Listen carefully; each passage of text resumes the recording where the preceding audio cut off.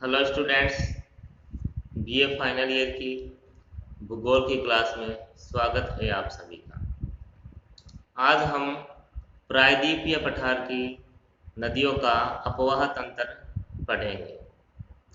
जैसा कि आपको पता है कि जो प्रायद्वीपीय भाग, ये जो पठारी भाग है, ये भारत का सबसे प्राचीनतम भाग है। गोंडवाना लैंड का एक ये हिस्सा है। तो यहाँ से जो नदियाँ प्रवाहित हो रही हैं वो बहुत पुरानी है। हिमालय से भी ये पुराना क्षेत्र है, तो यहाँ की जो नदियाँ हैं वो बहुत पुरानी नदियाँ हैं। हिमालय की नदियाँ और प्रायद्वीपीय पठार की नदियाँ, इन दोनों में अंतर क्या है वो भी हम आगे पढ़ेंगे। तो सबसे पहले है प्रायद्वीपीय पठार की नदियाँ। इन नदियों में सबसे पहले हम महानदी पढ़ेंगे। महानदी है, इस नदी की एक ये विशेषता है। महानदी देखो, उद्गम है इसका अमरकंटक से उद्गम है। अमरकंटक के अलावा कई बार दंडकारण्य भी लिखा आता है यहाँ पे।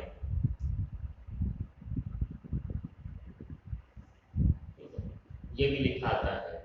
ये छत्तीसगढ़ है। छत्तीसगढ़ से इसका उद्गम होता है, अमरकंटक की पहाड़ियों से, और फिर ये छत्तीसगढ़ से और उड़ीसा में प्रवाहित होती है। उड़ीसा के पश्चात ये बंगाल की खाड़ी है। यहाँ बंगाल की खाड़ी।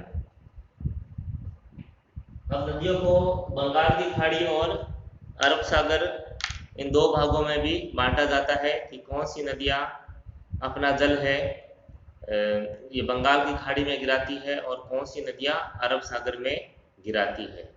इस आधार पे भी नदियों का विभाजन है किया जाता है।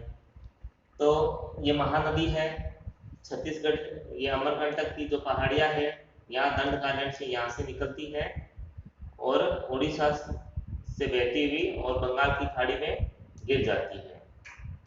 और यहाँ पर एक बांध भी बना हुआ है, हीराकुंड। हीराकुंड बांध बना है यहाँ। भारत का सबसे लंबा बांध है। भारत का सबसे लंबा बांध, तो सबसे लंबा बांध है ये भारत का हीराकुंड जो बांध है, उड़ीसा में स्थित है महानदी पर।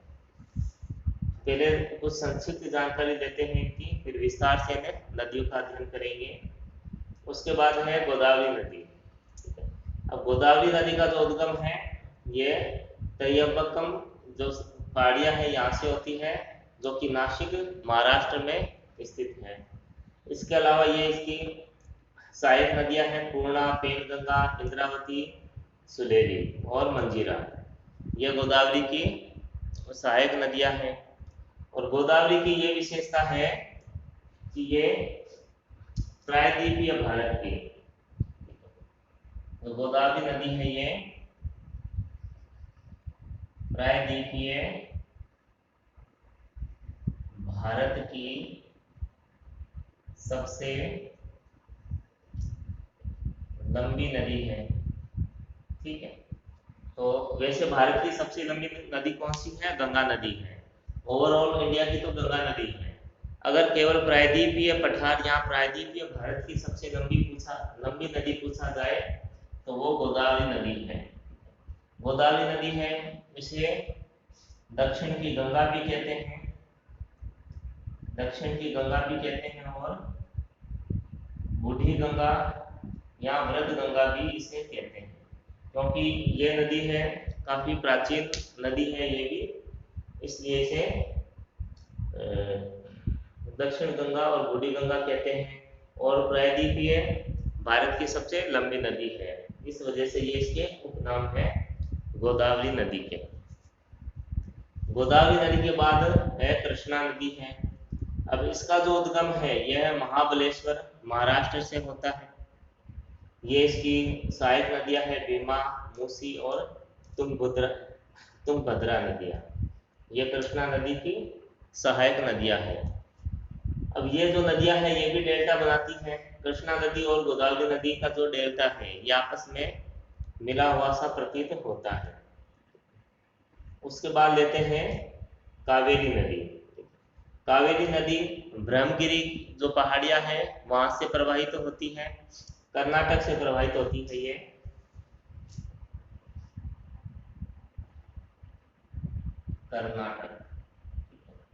कर्नाटक से ये प्रवाहित होती है कावेरी नदी।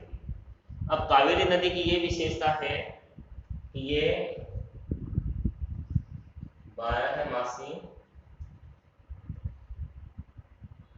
नदी है, यानी पूरे साल के जो 12 महीने हैं ये प्रवाहित होती है, इसमें जल रहता है। बाकी ये जो नदियां हैं ये वर्षा के समय ही प्रवाहित होती है और ग्रीष्म ऋतु में ये भी सूख जाती है। तो इसलिए इसे भी दक्षिण की गंगा कहते हैं।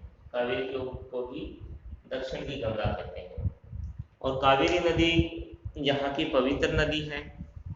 जैसे उत्तर भारत में गंगा को पवित्र माना गया है तो दक्षिण भारत में कावेरी नदी को पवित्र माना गया है, इसलिए इसे दक्षिण की गंगा भी कहते हैं, क्योंकि पूरे साल यह प्रवाहित होती है, पूरे 12 महीने इसमें जल रहता है। तो जल रहने का प्रमुख कारण देखो ये है कि जो मानसून है,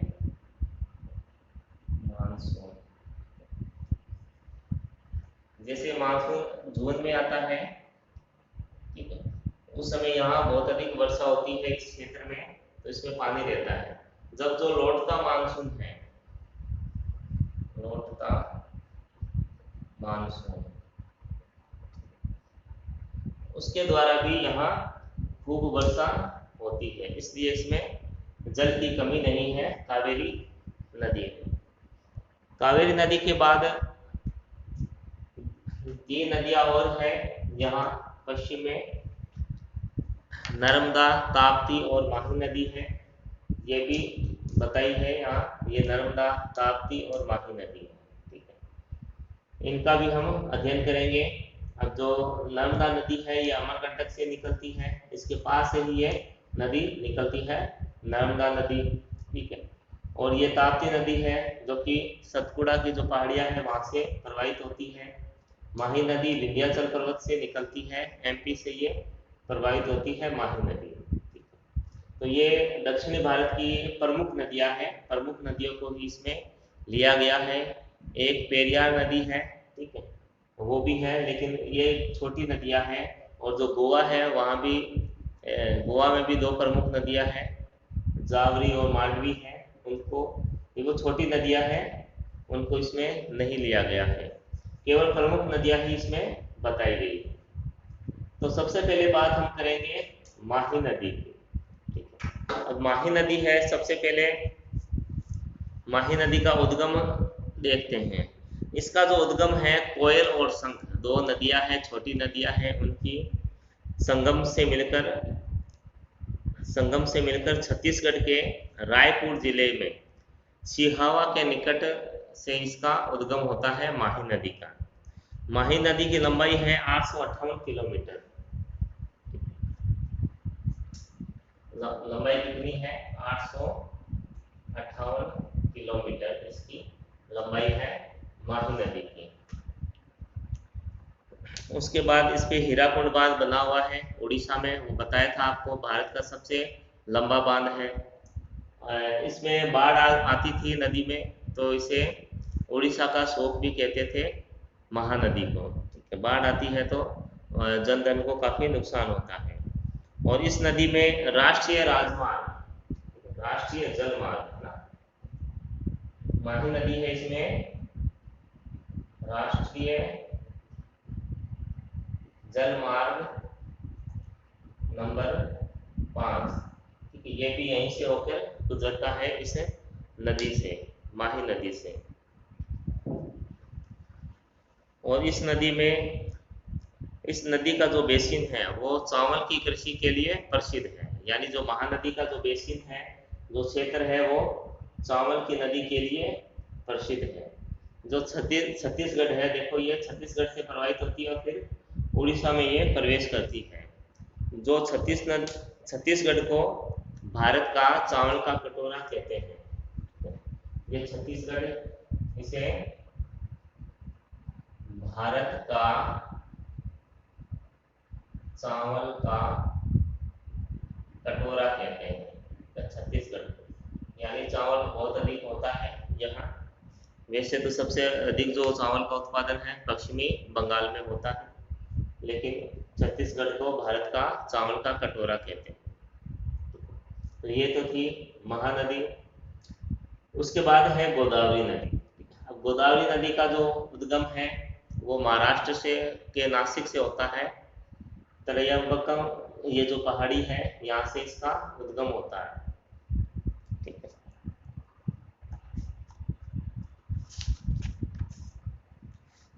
गोदावरी नदी प्रायद्वीपीय भारत की ये सबसे लंबी नदी है, और गंगा के बाद, जो गंगा नदी है उसके बाद ये भारत की सबसे लंबी नदी है। इसकी लंबाई है 1465 किलोमीटर। गोदावरी की लंबाई है 1465 किलोमीटर। गंगा के बाद ये भारत की दूसरी सबसे लंबी नदी है, यह भी ध्यान में रखने वाली बात है।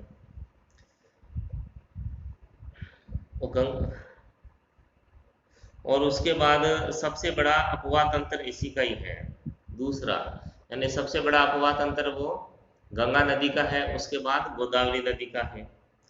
इसकी लंबाई 1465 किलोमीटर है।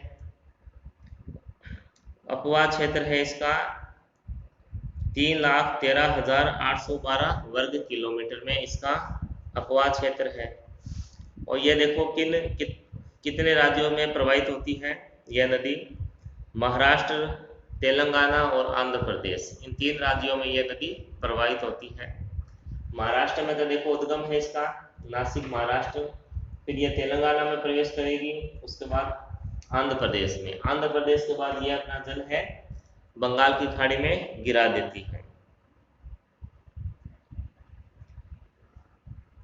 राजमुंद्री के निकट गोदावरी की धारा लगभग 2745 मीटर चौड़ी हो जाती है।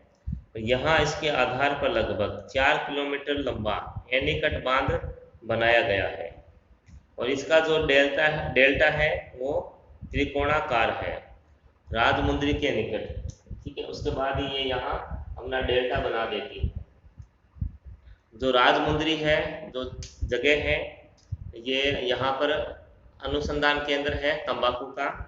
तंबाकू की जो कृषि वगैरह होती है उसका यहाँ अनुसंधान किया जाता है। और इस आंध्र प्रदेश में इस नदी पर पोलावरम परियोजना स्थापित की गई है। ठीक है, तो ये थी गोदावरी नदी। दक्षिण की गंगा कहलाती है, बूढ़ी गंगा या वृद्ध गंगा भी इसे कहते हैं, इसके उपनाम है। फिर नेक्स्ट है कृष्णा नदी। अब कृष्णा नदी का जो उद्गम है वो महाराष्ट्र के महाबलेश्वरम से होता है।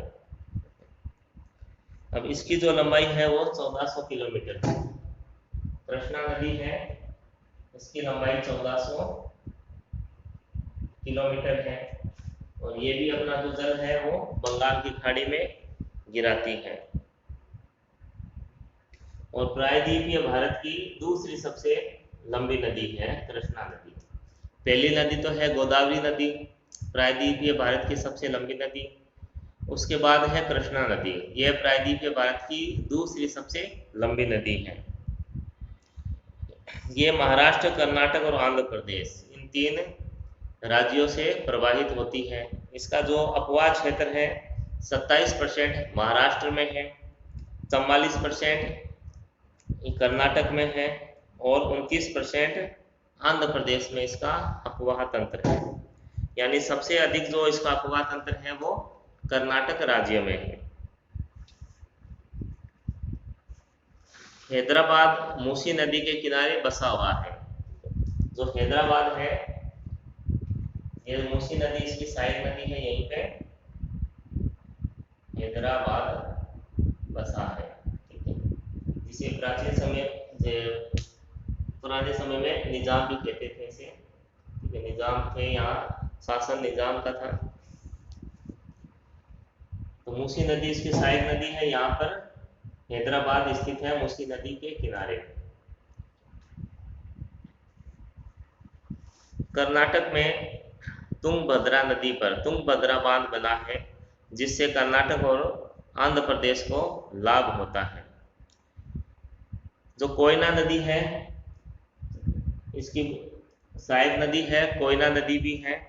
कोयना नदी पर महाराष्ट्र में शिवाजी सागर बांध बना हुआ है। और कृष्णा नदी पर एक प्रसिद्ध बांध बना है जिसका नाम नागार्जुन सागर बांध है, और ये तेलंगाना में स्थित है। नागार्जुन बांध है, यह तेलंगाना में स्थित है। और यह डेल्टा बनाती हुई बंगाल की खाड़ी में गिरती है। और इसका जो डेल्टा है, कृष्णा नदी का जो डेल्टा है, वो गोदावरी नदी से मिल जाता है, ठीक है, क्योंकि पास में ही नदियां हैं और जो डेल्टा है बहुत अधिक इनका विस्तृत है। फिर नेक्स्ट है कावेरी नदी। अब कावेरी नदी का जो उद्गम है, ये ब्रह्मगिरी पहाड़ियों से होता है, जो कि कर्नाटक में स्थित है। इसकी लंबाई 805 किलोमीटर है। कावेरी नदी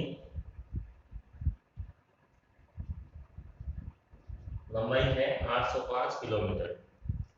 दक्षिण भारत की 12 महीने बहने वाली एकमात्र नदी है कावेरी नदी, इसलिए इसे पवित्र नदी भी माना जाता है, और इसे दक्षिण की गंगा की उपमा भी दी गई है।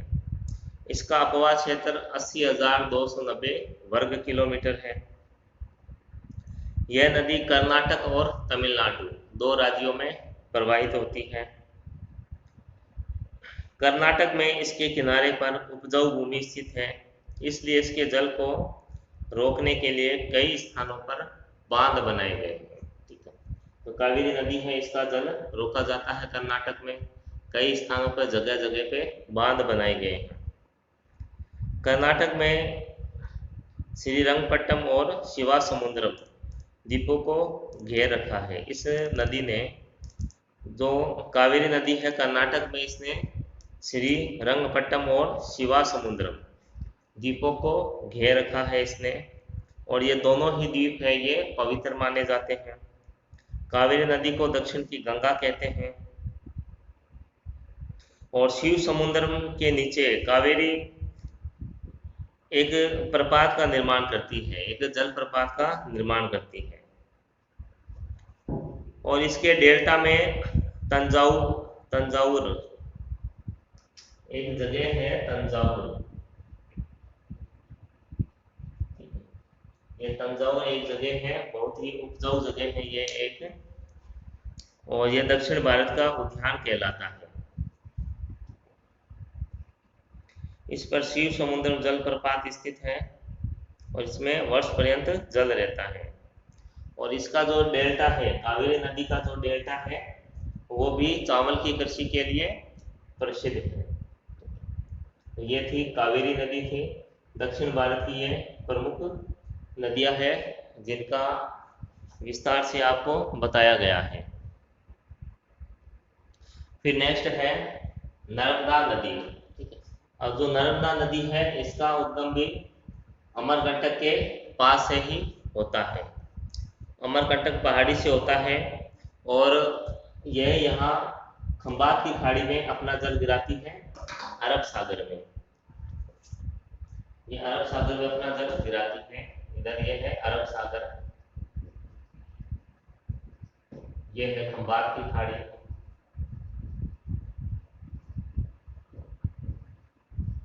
खंबात की खाड़ी है यहाँ भरूच के पास, अपना जल है ये खंबात की खाड़ी में गिराती है नर्मदा नदी, ठीक है। और जो नर्मदा नदी है, ये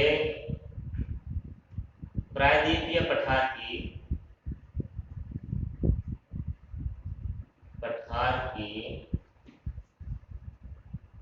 अरब सागर में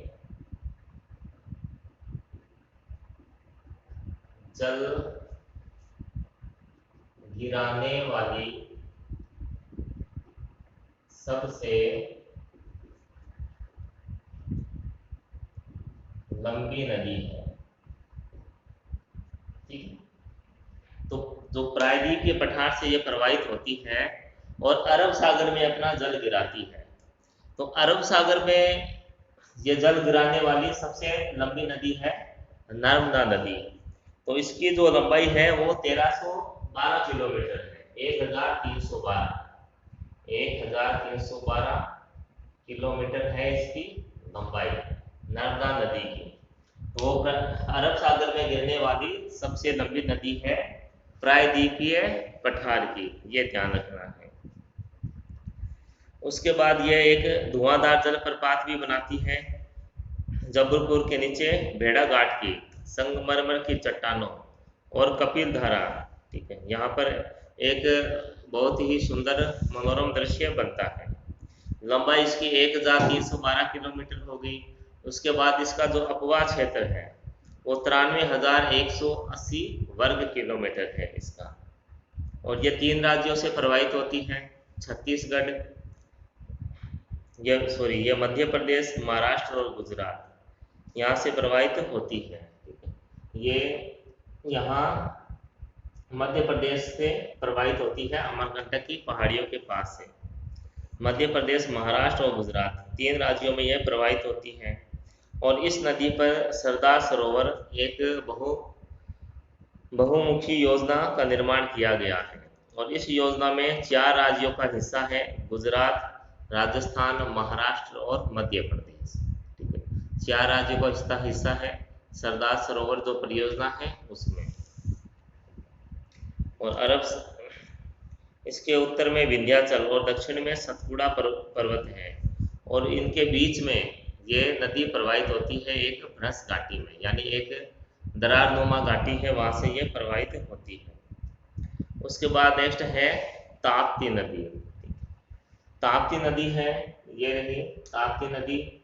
अब इसका देखो उद्गम है मध्य प्रदेश के बैतूल जिले में मुल्ताई नामक स्थान के पास सतपुड़ा श्रेणी से ये निकलती है। मध्य प्रदेश के बैतूल जिले में मुल्ताई नामक स्थान के पास सतपुड़ा श्रेणी से ये प्रवाहित होती है। इसकी लंबाई है 724 किलोमीटर। 724 किलोमीटर इसकी लंबाई है ताप्ती नदी की। इसका अपवाह क्षेत्र है 64,750 किलोमीटर। महाराष्ट्र में इसका जो अपवाह क्षेत्र है वो 79% है, 79% है। और 15% मध्य प्रदेश में और 6% गुजरात में है इसका अपवाह क्षेत्र। और यह नदी सतपुड़ा और अजंता की पहाड़ियों के बीच भ्रश घाटी से गुजरती है या बहती है। और ये भी अपना जो जल है खंबात की खाड़ी में गिराती है। जो ताप्ती नदी है ये भी अपना जल खंबात की खाड़ी में गिराती है। और इसके मुहाने पर सूरत नगर बसा हुआ है, गुजरात का सूरत है वो इसके मुहाने पर बसा हुआ है ताप्ती नदी के। और इसका जो जल है वो काकरापार तथा उकाई परियोजनाओं में इसके जो जल है इसका उपयोग होता है। काकरापार है ये एक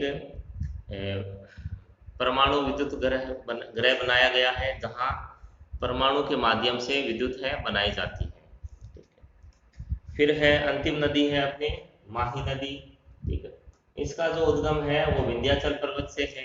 ये भी इसका उद्गम भी मध्य प्रदेश से होता है, विंध्याचल से। उद्गम है मध्य प्रदेश के धार जिले में विंध्याचल पर्वत से इसका उद्गम है। लंबाई है इसकी 553 किलोमीटर। और खंबात की खाड़ी में भी गिरती है ये भी। और जो खंबात की खाड़ी है ये अरब सागर से मिली हुई है। तो ये अपना जो जल है ये अरब सागर में ही गिराते हैं। यह मध्य प्रदेश, राजस्थान और गुजरात में बहती है यह नदी, माही नदी। एक माही नदी की यह भी विशेषता है जो ये कर्क रेखा को 2 बार काटती है माही नदी। राजस्थान में जो बांसवाड़ा से कर्क रेखा गुजरती है, तो माही नदी है ये कर्क रेखा को 2 बार काटती है। 2 बार काटने से ये मतलब है, जैसे ये कर्क रेखा है, माही नदी इस तरह से प्रवाहित होती है, एक बार तो यहाँ से काटा और एक बार यहाँ से काटा, यानी 2 बार कर्क रेखा को काटती है। ये सीधी रेखा है, ये कर्क रेखा है, तो माही नदी है ये 2 बार कर्क रेखा को काटती है राजस्थान के बांसवाड़ा में। और राजस्थान के जो बांसवाड़ा जिला है राजस्थान का, यहाँ इस पर एक बांध बनाया गया है जिसका नाम है माही बजाज सागर, ठीक है। और यहाँ जो आदिवासी हैं उनके लिए बहुत ही उपयोगी बांध है ये। तो ये थी माही नदी।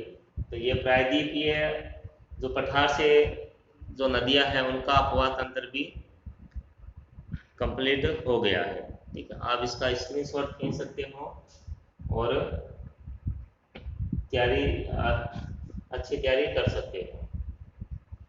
तो आज के लिए इतना ही, तब तक घर पे रहें, स्वस्थ रहें, धन्यवाद।